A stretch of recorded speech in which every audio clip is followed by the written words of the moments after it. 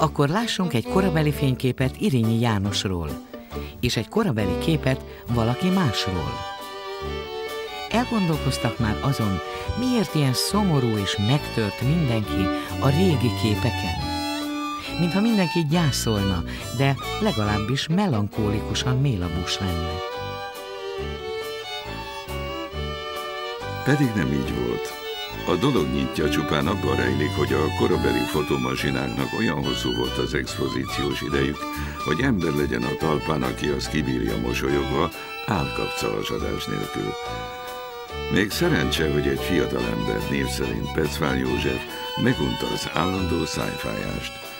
Így az ő tervei alapján végre kicsiszolhatták annak az optikának a lencsét, amelynek használatával lerövidülhetett a várakozási idő csupán néhány másodpercre.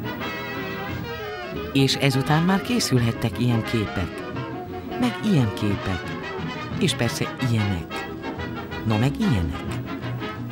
A technika pedig továbbfejlődött, mi pedig mára megláthattuk a napfényt, édeni szépségekkel, akik csak mosolyognak, mosolyognak és mosolyognak. És így a mélabús világot végre felválthatta az örök boldogság.